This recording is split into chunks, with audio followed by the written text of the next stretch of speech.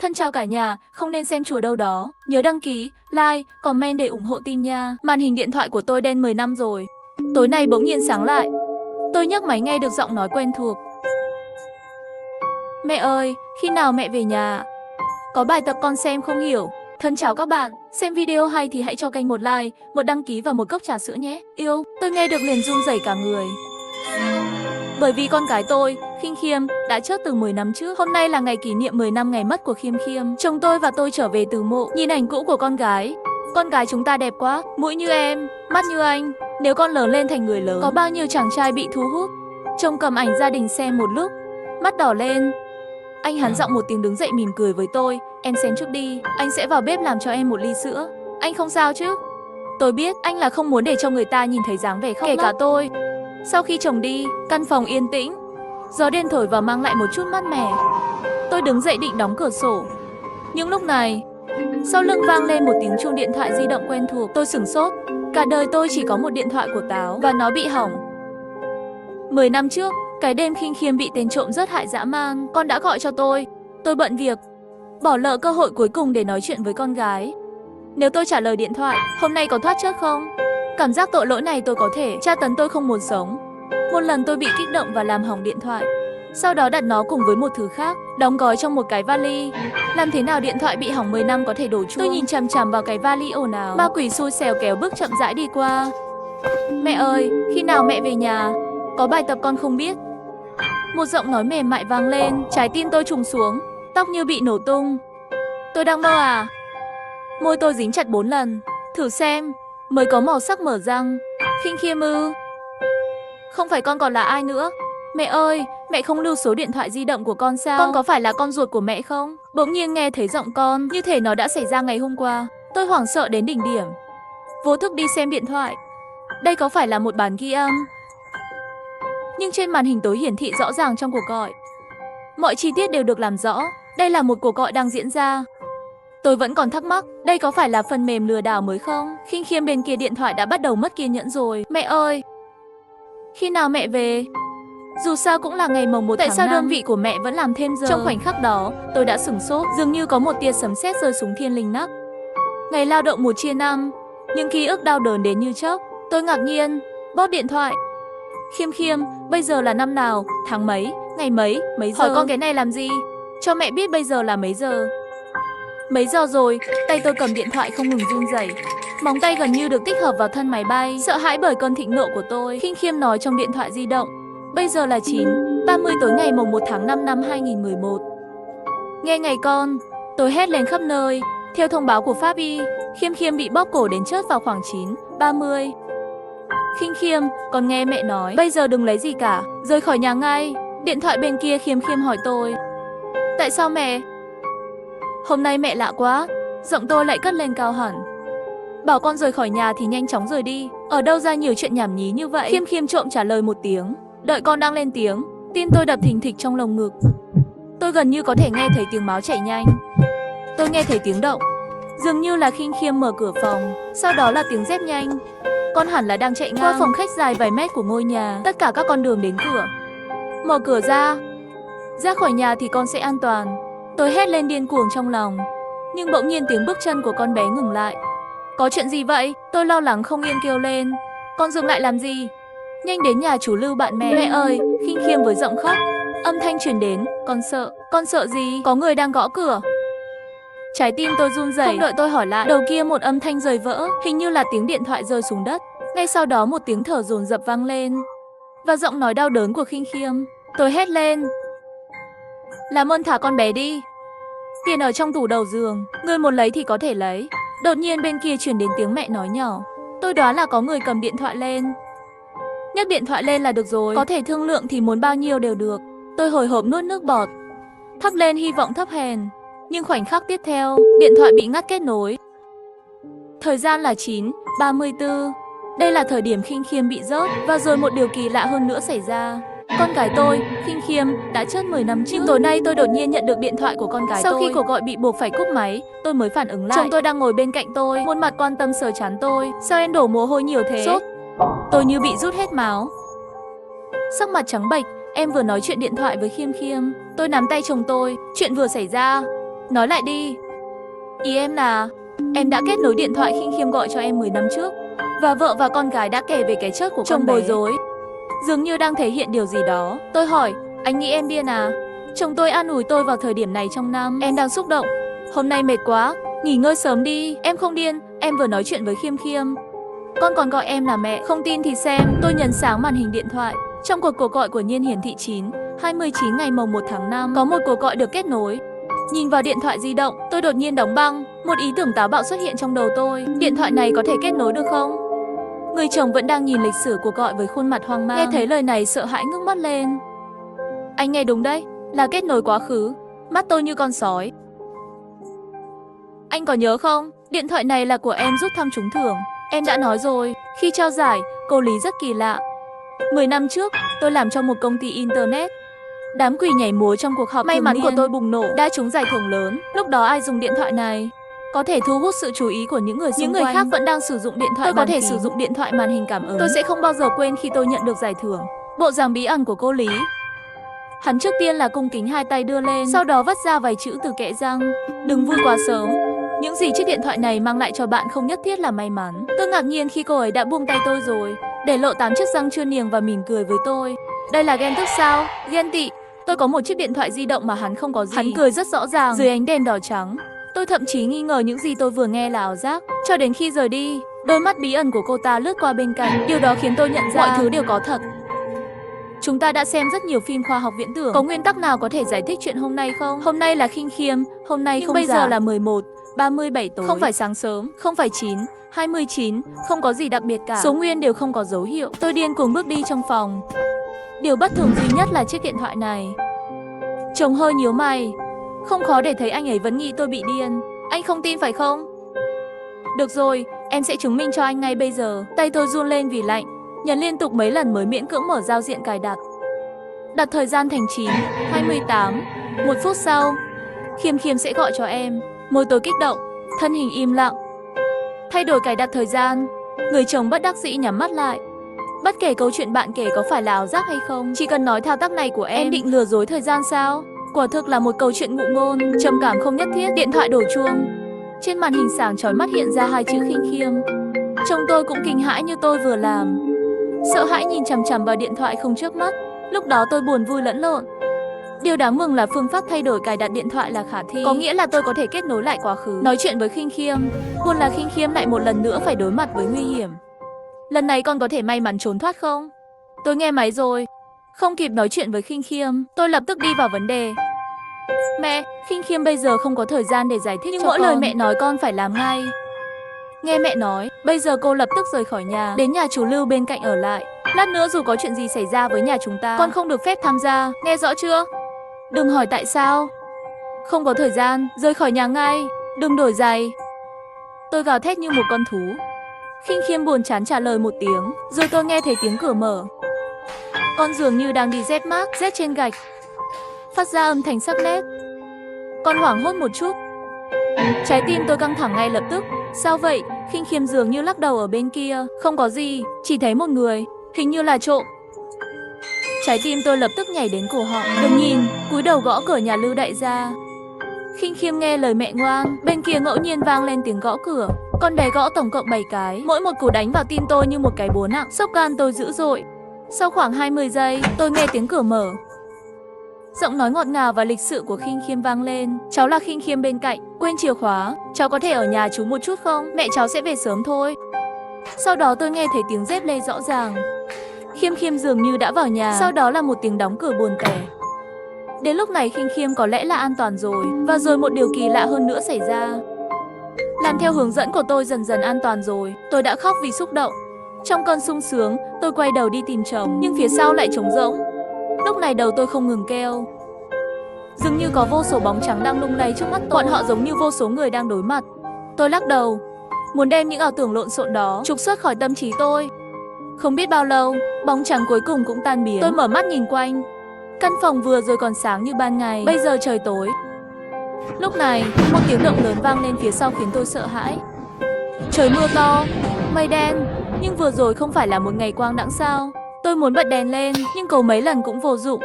Có phải là mất điện không? Một linh cảm đáng ngại cưỡi lên trái tim tôi. Tôi cẩn thận đứng dậy đi về phía phòng khách. Tôi gọi tên chồng tôi. Tôi sợ. Đừng làm tôi sợ. Bốn phía im lặng. Không ai trả lời. Lúc này một tia sét rơi xuống.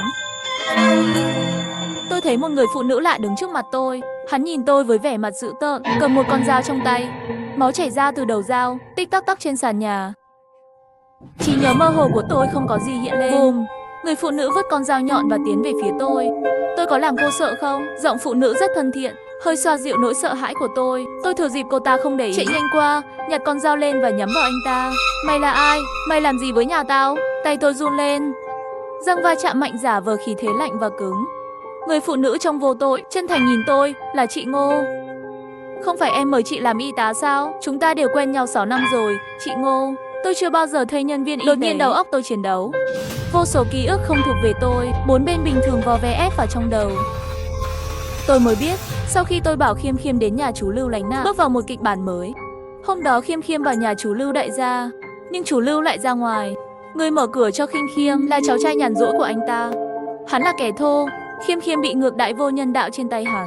Khi tôi về nhà, con bé bị suy nhược thần kinh cơ thể sụp đổ. Xe cứu thương đang kêu, nhân viên cấp cứu đang mang cáng. Dưới tấm chăn trắng như tuyết làm cho khuôn mặt của Khiêm Khiêm trắng hơn. Con đang hấp hối, đầy máu. Con nhấc mí mắt lên, lạnh lùng với tôi. Sao mẹ lại để con đến nhà hàng xóm? Mẹ có phải không? Như lời gà đỏ nói. Nhắm mắt nặng nề. Sau này tôi mới biết cháu trai rất Khiêm Khiêm nói với mọi người. Hắn có quan hệ với tôi. Bởi vì tôi yêu anh ấy, muốn làm vui lòng hắn, để trao con gái ruột của mình cho anh ta. Thêm vào đó, trong điện thoại của tôi, giọng như thể tôi ép con bé, mọi người đều tin. Chồng tôi không thể chịu được cú đúc, nhảy xuống biển tự tử. Khiêm Khiêm vì điều này, tinh thần chưa bao giờ bình thường, quanh năm ở bệnh viện tâm thần để điều trị. Và tôi không bao giờ hồi phục, bị trầm cảm nặng. Cuộc sống không thể tự chăm sóc, chỉ có thể thuê chị Ngô chăm sóc một ngày 3 bữa ăn. Biết được sự thật, tôi ngồi sụp xuống đất. Trong miệng thì thầm không thể nào. Lúc tỉnh lại tôi vẫn nằm trên giường bệnh. Tay phải cắm ống kim màu trắng, một số mạch máu trở lại, một mảng xương tấy màu xanh tím ở kim. Chị Ngô ngồi bên cạnh tôi, đang cẩn thận thối xúc gà. Vừa rồi chị đang rớt gà, chị không muốn làm em sợ. Hắn thích ứng cười, lấy bát súp và gửi đến trước mặt tôi. Súp này tôi vừa thổi nóng rồi, em nếm thử. Sự im lặng của tôi, nhìn người phụ nữ bên cạnh. Mặc dù gọi cô ta là chị nhưng cô ấy không già lắm, tương tự như tôi, chính là một đời hơi nôn da tà. Tôi mở đôi môi nhợt nhạt nứt nẻ. Trấn an chị ấy, chị Ngô, em không đói, chị có thể đưa em đến bệnh viện tâm thần không? Em muốn thấy Khiêm Khiêm. Chị Ngô nhanh chóng lướt qua một chút xấu hổ trên mặt. Xem Khiêm Khiêm là được. Nhưng chị ta dường như có điều gì đó không thể nói ra. Cân nhắc hồi lâu mới nói khẽ.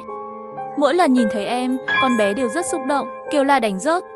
Vì vậy, chị nghĩ em nhìn từ xa là được rồi, tốt nhất là đừng nói chuyện với con bé nữa. Chị không nỡ nhìn vẻ mặt thất vọng của tôi, đầu cúi thấp. Nước mắt tôi trào ra, một mảnh ký ức chạy vào tâm trí. Khiêm Khiêm mặc áo bệnh viện, lạnh lùng nhìn tôi.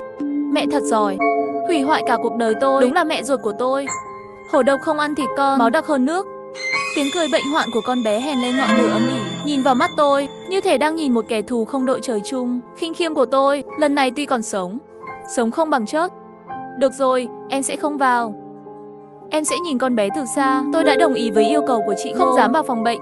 Cách một lớp cửa sổ kính trong suốt, nhìn đứa con tôi lớn lên. Và rồi một điều kỳ lạ hơn nữa xảy ra. Nhìn con gái đáng lẽ phải có cuộc sống tốt đẹp, lúc này tim tôi như reo. Chị Ngô thất giọng cảm thán thật là một đứa trẻ ngoan. Đáng tiếc, đau đớn là tôi lại đâm vào tường, máu chảy ra. Nỗi đau lớn kích hoạt tâm trí tôi. Một ý nghĩ lóe lên trong đầu. Không có giải pháp. Chị có nhớ trong nhà có điện thoại di động cũ không? Cơ hội kết nối quá khứ. Trên điện thoại cổ đó, cho dù ở thời gian và không gian nó đều nên có cùng chức năng kết nối quá khứ. Tôi sẽ gọi cho quá khứ, thay đổi tất cả. Chị Ngô nghe vậy, nhanh chóng từ góc tìm cho tôi cái điện thoại đó. Mặt sau của điện thoại là logo cổ điển của táo, chỉ là vị trí bị cắn một miếng thôi, bị người ta dùng bút đánh dấu nghịch ngợm bổ sung xong từ rồi. Tay cầm của Khiêm Khiêm. Chị Ngô, em đói rồi, làm ơn cho em một bát sữa trứng hấp. Chị Ngô trả lời, quay đi. Tôi nhanh chóng khởi động, tìm cài đặt thời gian, từ năm 2011 đến năm 2010. Vì thời gian có thể điều chỉnh, sao không mạnh dạn hơn? Nhưng giây tiếp theo, một điều kỳ lạ đã xảy ra. Hiển thị trên màn hình là 7 ngày mồng 1 tháng 5 năm 2011. Tôi không tin. Đã thử nhiều lần, nhưng đều là kết quả này. Có vẻ như đây là giới hạn thời gian mà tôi có thể kiểm soát. Thời gian tôi có thể gọi lại chỉ có 24 phút trước khi Khinh Khiêm chớp. Tôi hít một hơi thật sâu, run tay gọi số điện thoại của mình. Ngay lúc này, liệu ai cứu lấy Khiêm Khiêm? Tôi không yên tâm. Người duy nhất tôi yên tâm là chính tôi. Nhưng khi tôi nhấn số cuối cùng, điện thoại vang lên một cô gái dịu dàng, xin lỗi. Số bạn gọi không tồn tại. Vui lòng kiểm tra trước khi quay số. Xin lỗi người đăng ký, tôi không có thời gian để nghe xong. Nhấn mạnh điện thoại. Mấy lần nữa, vẫn không gọi được. Tôi đoán thiết lập của chiếc điện thoại tuyệt vời này không thể gọi cho chính mình. Nghĩ một lúc, tôi lại gọi điện thoại cho chồng. Nhỏ hơn khoảng 7-8 tiếng, chồng tôi nghe máy. Vợ, anh đang bận. Nếu không có gì quan trọng, anh cúp máy trước. Tôi hét lên, cho dù là hàng triệu, hàng chục triệu hay hàng trăm triệu dự án, hủy hết đi anh. Hãy lắng nghe em, ngay bây giờ. Lái xe về nhà ngay. Có người đang phục kích ở nhà chúng ta, định rót Khiêm Khiêm. Anh nghe rõ chưa? Lúc đầu chồng còn trêu chọc giữa ban ngày. Em điên cái gì vậy? Nhưng hãy nghe hơi thở vụng về của tôi. Giọng nói cứng nhắc của hắn đột nhiên thay đổi, trở nên nặng nề. Những gì em nói là sự thật. Vợ chồng 10 mấy năm, anh biết tôi không nói đùa. Họ đang nói về cái gì? Đang phanh gấp, quay đầu lại và phóng nhanh. Nhanh lên! Tính mạng của Khinh Khiêm nằm trong tay anh. Tôi đang cầm điện thoại, mồ hôi lạnh trên trán, nhìn chằm chằm vào thời gian trên màn hình. Công ty chồng chỉ cách nhà 2 km, 10 phút là đủ.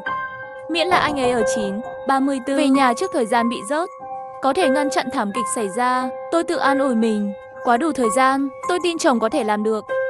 Khinh Khiêm sẽ được cứu. Nhưng lúc này, người điện thoại di động đột nhiên phát ra một tiếng động. Tôi gọi chồng tôi, nhưng vẫn không nhận được phản hồi. Tôi hoàn toàn sợ hãi, nhìn lên và nhìn xung quanh. Bóng người xung kích dường như quen thuộc lắc lư qua lại.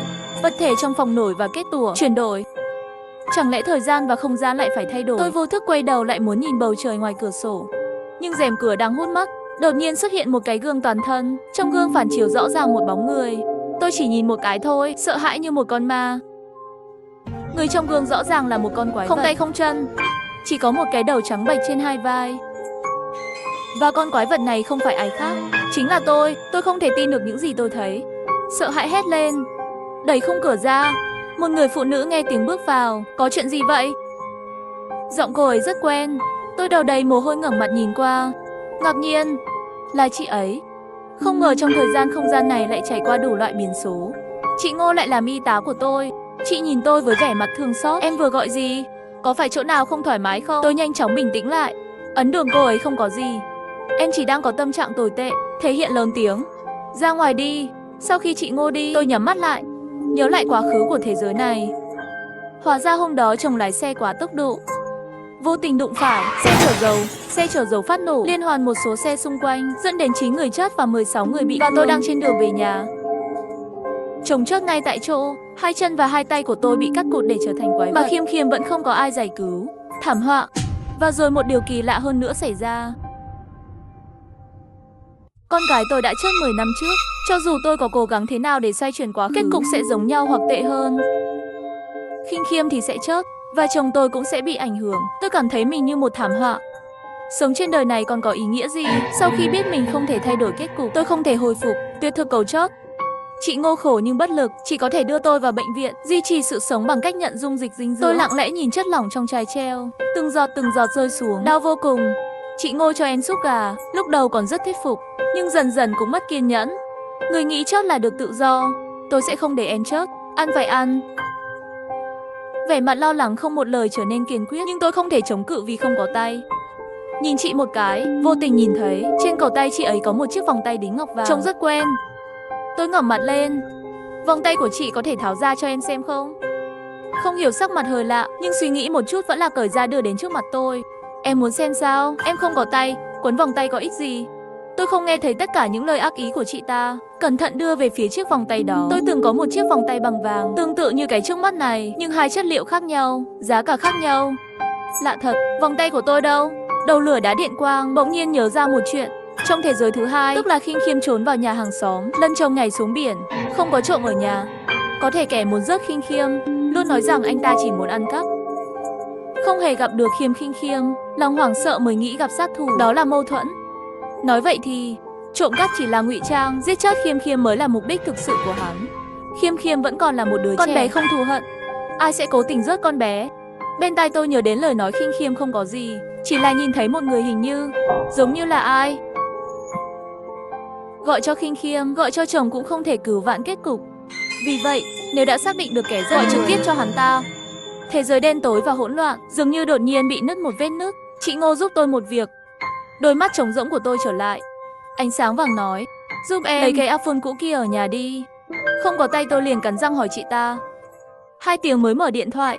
Tôi cố gắng nhìn lên, sử dụng cầm để điều chỉnh thời gian đến 9:28 phút sau Khinh Khiêm sẽ gọi điện thoại. Tôi nhìn chằm chằm vào màn hình hồi hộp chờ đợi. Lúc này điện thoại đổ chuông. Tôi bối rối vươn cằm ra và bấm phím trả lời. Mẹ ơi, khi nào mẹ về nhà? Có bài tập con không biết. Tôi thậm chí không có thời gian để khóc. Khiêm tốn, con nghe mẹ nói tình hình bây giờ rất nguy hiểm.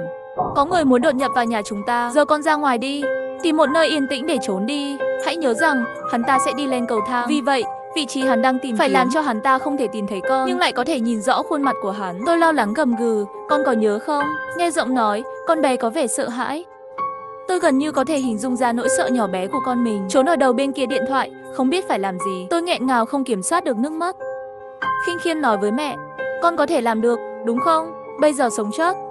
Hai mẹ con chúng tôi không có ai để chỉ có thể tin tưởng lẫn nhau. Vâng, con yên tâm đi, con rất thông minh, nhẹ nhàng nói xong rồi không nói nữa.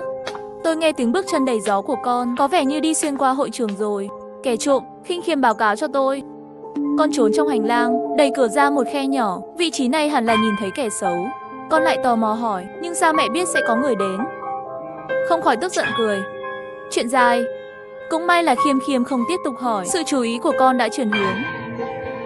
Trái tim tôi đột nhiên thắt chặt. Người nào trông như thế nào? Con phải ghi rõ đặc điểm khuôn mặt của hắn ta, hiểu chưa? Hắn đội mũ lưỡi chai, thân hình không cao, mặc đồ đen, nhưng con không thấy rõ. Che mặt. Xịt, tránh xa tôi ra. Trái tim tôi chặt chẽ. Chuyện gì đã xảy ra? Không có gì, chính là con mèo nuôi ở tầng 5 lại chạy loạn khắp nơi rồi. Ngay lúc này, tôi nghe tiếng bước chân nặng nề bên kia. Khiêm Khiêm dường như cũng nhận ra điều gì đó, không dám nói, hơi thở rõ ràng là dồn dập, giày da giòn từng cái một. Giọng tôi run rẩy, hỏi tình huống bên kia của con là gì? Hắn tới rồi mẹ. Vượt qua khoảng cách thời gian và không gian, tôi vẫn có thể cảm nhận được sự tuyệt vọng của Khiêm Khiêm lúc này. Khiêm Khiêm bị sao vậy? Nhưng tất cả những gì còn lại cho tôi là một tiếng động lớn, giống như điện thoại rơi xuống đất bị người ta dẫm đạp nghiền nát. Trong tiếng ồn ào, tôi nghe thấy tiếng Khinh Khiêm khóc lóc, mẹ ơi, hắn ta là bố, và những gì xảy ra tiếp theo không phải là vấn đề của tôi. S sẽ dịch nốt phần còn lại chưa được chuyển thể thành hoạt hình nhé. Sau này, anh trai của nam chính đến gặp nữ chính, nói rằng nam chính khi còn nhỏ có 2 người bạn thân. Nữ chính tìm kiếm album ảnh của nam chính và xem ảnh thì của thật vậy. Nữ chính vào tù để tìm người đàn ông đã bị bắt và bị kết án hợp pháp vì tội giết Khinh Khiêm. Sau khi sự việc xảy ra, nữ chính về nhà tra hỏi nam chính, và nam chính không tin rằng chính bạn của mình đã làm việc đó. Nữ chính không tin và tra hỏi đàn ông trong tù, nhưng lúc xảy ra vụ việc, anh ta đang ở phòng bi đến an ninh, điều đó không phải sự thật. Sau đó, nữ chính lần này đến gặp chị Ngô. Cô ấy không phải là y tá mà là nhân viên lễ tân, sau này họ đã trở thành bạn bè. Cuộc gọi cuối cùng mà nữ chính thực hiện là gọi cho chị Ngô. Chị Ngô là người bạn thân còn lại của nam chính. Cô ấy thích nam chính nhưng giống như người tình không danh phận, vì lúc đó nam chính và nữ chính đã kết hôn rồi. Sau đó, nam chính yêu cầu chị Ngô phá tê. Chị Ngô nhận được cuộc gọi từ nữ chính và loại bỏ khả năng chị Ngô có thể quay lại với tên khốn chồng mình và giết Khinh Khiêm. Cuối cùng, Khinh Khiêm đã đưa bạn trai cùng về nhà, Khinh Khiêm vẫn sống. Nam nữ chính ly hôn, và Khinh Khiêm cũng không bao giờ hiểu ý nghĩa câu nói của mẹ mừng con về nhà.